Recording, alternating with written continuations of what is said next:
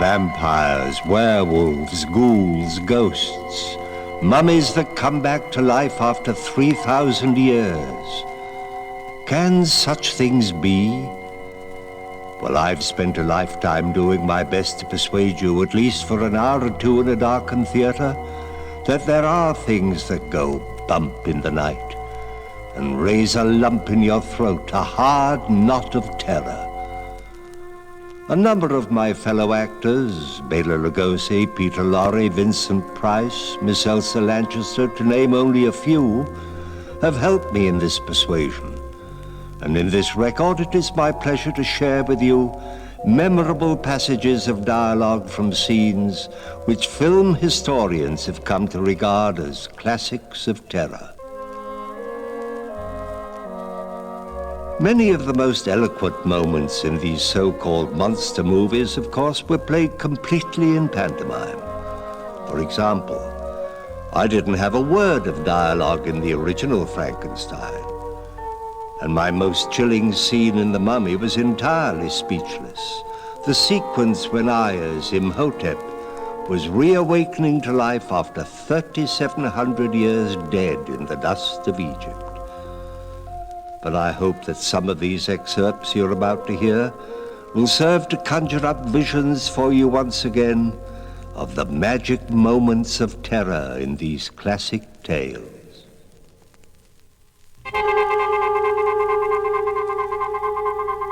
The first great fright film of the talking era was, of course, Dracula. 3 sinister syllables forever synonymous with Bela Lugosi. He played the role 1,000 times or more on the legitimate stage before transferring it to the screen.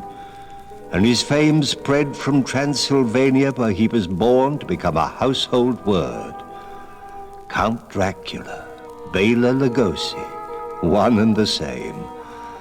A suave, sinister, supernatural figure, his unique voice somehow suited the peculiar intonations and inflections of a prince of darkness, undead 500 years. Hear that magnetic voice again now, as Bela Lugosi speaks to you from the past and introduces himself. I am Dracula. I bid you welcome.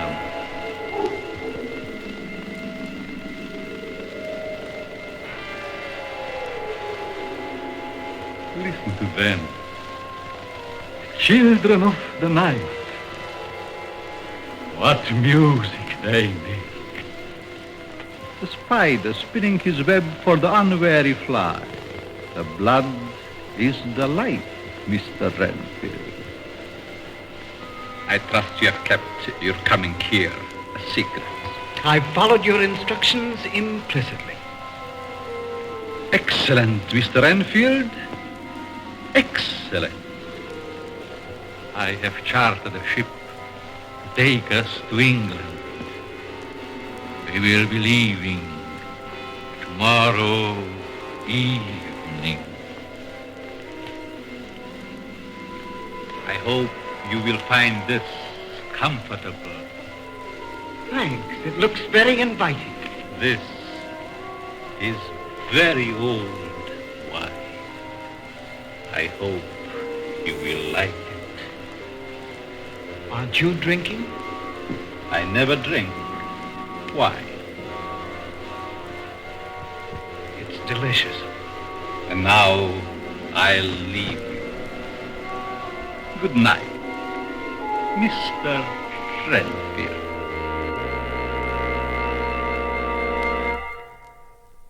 Blood-curdling, I'd say. Author Bram Stoker knew whereof he spoke when he wrote, "The blood is the power." A powerful melodrama of the macabre, Dracula, the vampire film classic of 1931. But the movie makers showed the movie-goers no mercy that year.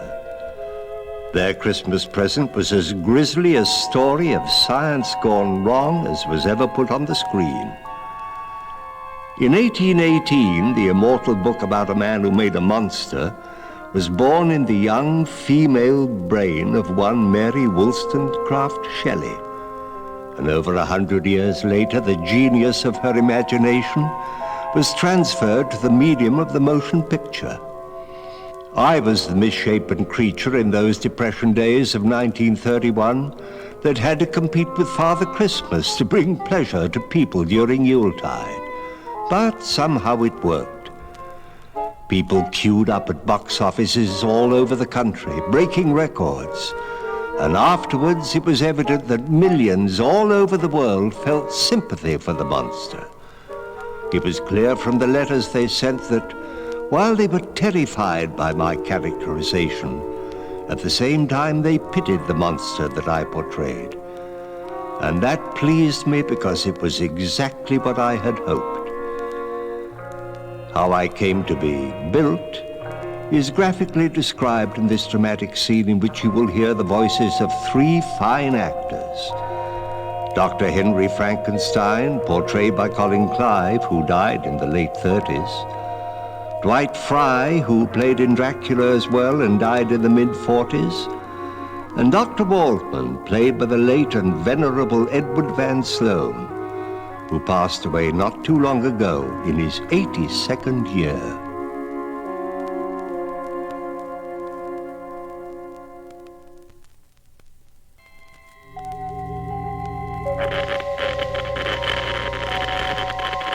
The storm will be magnificent.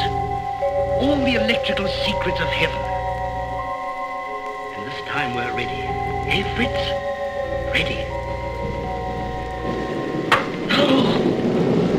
Why, what's the matter? Look! There's nothing to fear. Look. No blood, no decay. Just a few stitches.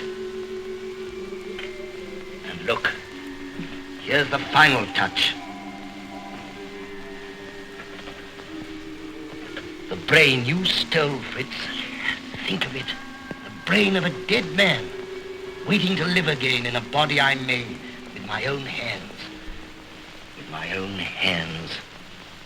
Dr. Waldman, I learned a great deal from you at the university about the violet ray, the ultraviolet ray, which you said was the highest color in the spectrum. You were wrong. Here in this machinery, I have gone beyond that. I have discovered the great ray that first brought life into the world. Oh, and your proof? Tonight you shall have your proof. At first I experimented only with dead animals, and then a human heart, which I kept beating for 3 weeks. But now, I am going to turn that ray on that body and endow it with life. And you really believe that you can bring life to the dead? That body is not dead. It has never lived. I created it. I made it with my own hands from the bodies I took from graves, from the gallows, anywhere. Quite a good scene, isn't it? One man crazy, 3 very sane spectators.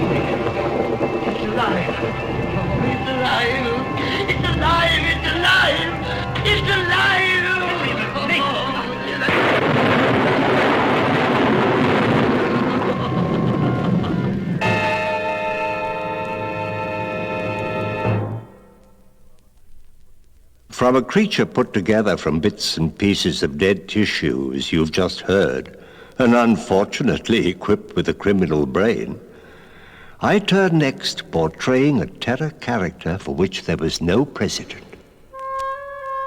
Imhotep, an Egyptian priest wrapped in mummy swaths and buried alive for an offense against the gods.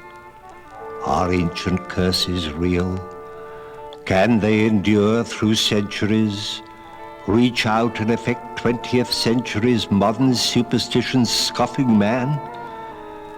Played once again by Edward Van Sloan, veteran of Dracula and Frankenstein, the old Egyptologist warned of sacrilege and punishment in these potent words. Death, eternal punishment for anyone who opens this casket in the name of Amun-Ra, the king of the gods. Good heavens, what a terrible curse. Well, let's see what's inside. Wait! You have read the curse. We recognize your mastery of the occult sciences, Miller. But I can't permit your beliefs to interfere with my work. Then why did you send for me this afternoon? As a friend and an expert. Because I saw this find was unique and I wanted your opinion on it. It is providential that you did. Oh, come, Dr. Miller. Surely a few thousand years in the earth would take the mumbo-jumbo off any old curse. Ah, I cannot speak before a boy. Come out under the stars of Egypt. Do not touch that casket.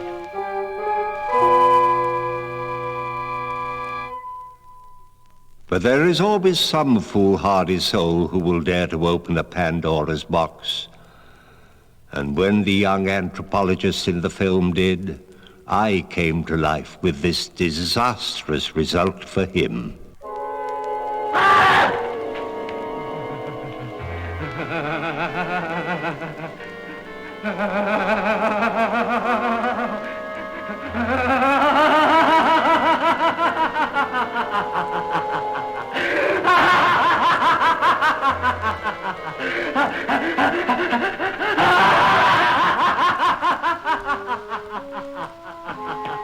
What's the matter, man? For heaven's sakes, what is it? He went for a little walk. You should have seen his face.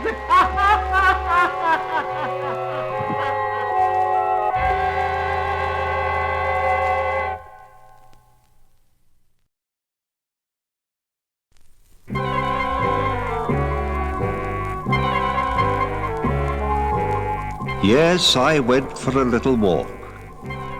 And that year, and in years soon after, in the old dark house, the Black Cat and the Raven, I went for other little walks that somehow always panicked people. And then, in 1935, I met Miss Elsa Lanchester in the scream heard around the world. That was the reaction from Mrs. Lawton when she was introduced to me in The Bride of Frankenstein. And that was the voice of the late Ernest Thesiger, playing the peculiar Dr. Pretorius. I found my voice in this sequel and mumbled a few lines. Perhaps you'd like to hear them again. And now for our lesson. Remember, this is bread. Bread. Bread. And this is wine. To drink. Drink. Drink.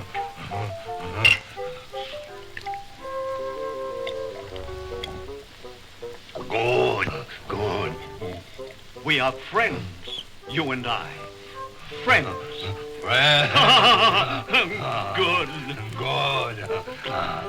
Before you came, I was all alone. It is bad to be alone. Alone. Bad. Friend. Good. Friend. Good. Now come here. And what is this? This is wood for the fire. Wood. And this is fire. is good. No good. No. There is good, and there is bad. Good. Bad.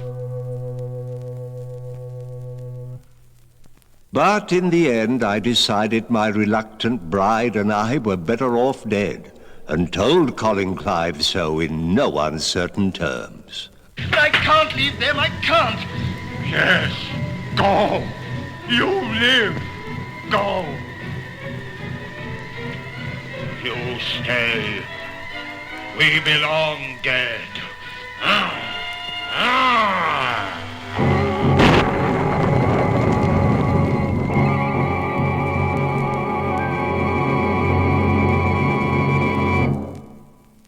I really thought they'd done me in that time. Oh, what an explosion. But 4 years later, they had me back in harness, and I do mean harness. For I assure you, my friends, that makeup was heavy in The Son of Frankenstein. Purists insist that the name Frankenstein refers only to the doctor who created the monster. But it was in this film that the doctor's son himself established the authority for calling the monster Frankenstein, when he brooded audibly about the fact that the villagers in the vicinity of his father's laboratory now made his father's name synonymous with his deadly creation. In one part of the picture, the late Lionel Atwill recalls just how deadly. Most vivid recollection of my life. I was but a child at the time, about the age of your own son, Herr Baron. The monster had escaped and was ravaging the countryside, killing, maiming, terrorizing. One night he burst into our house. My father took a gun and fired at him. But the savage brute sent him crashing to a corner. Then he grabbed me by the arm.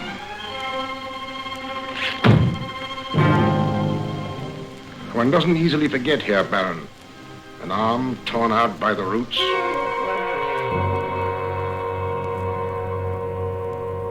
Bela Lugosi was back in Son of Frankenstein, and in a completely off-track role for him. As Igor, the demented blacksmith, he created a characterization which was a great verbal triumph. A far cry from the sinister, albeit highly sophisticated Count Dracula in Human Vampire was the crude, gruff Igor.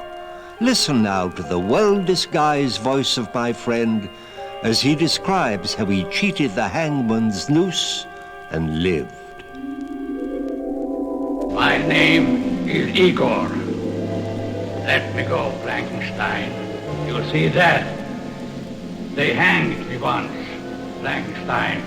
They broke my neck. They said I was dead.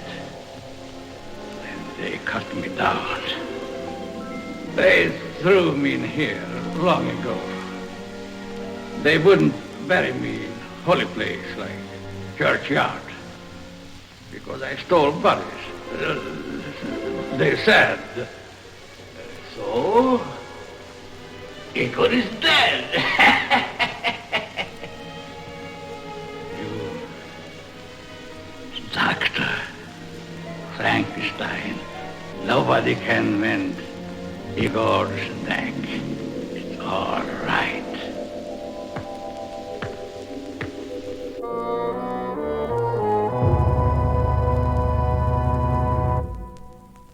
The boiling sulfur bath that I took at the end of The Son of Frankenstein was hardly a health cure, and it was the last time I ever played my old friend, the monster.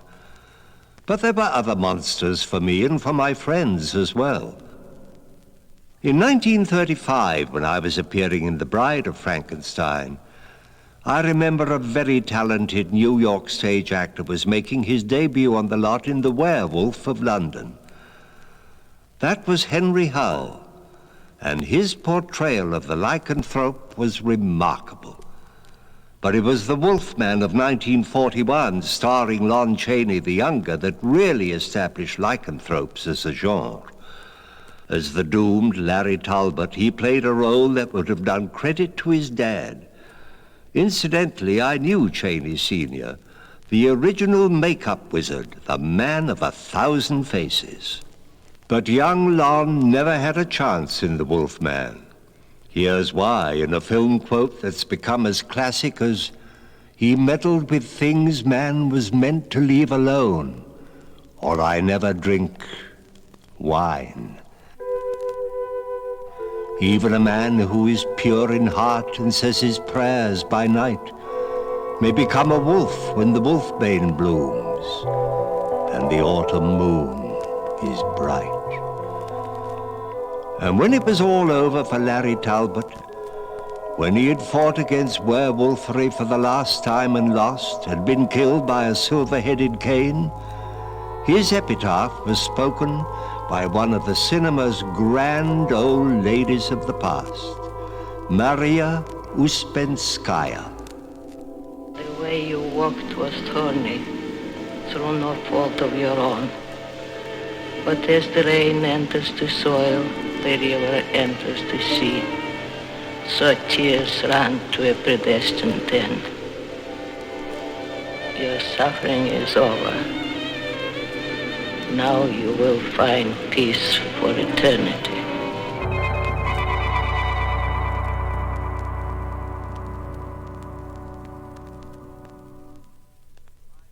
And finally, an echo from 1945 when I played Dr. Neiman, disguised as Dr. Lampini in The House of Frankenstein. I'd acquired the skeleton of the infamous Count Dracula in that one, and this is what I had to say on the subject. No doubt there are some among you who will doubt the truth of what I'm about to say, or doubt the reality of what you're about to see. But believe me, my friends, this is no fake. Before your very eyes is all that remains of a vampire, one of the world's undead. Dare I but remove this stake from where his heart once beat, and he would rise from the grave within which he lies, and turn into a bat, a vampire bat, would feed hideously upon the living, whose veins pulsate with warm and vibrant blood. Ladies and gentlemen, the actual skeleton of Count Dracula, the vampire. Furthermore, my friends, one single ray of sunlight falling upon a vampire will destroy him.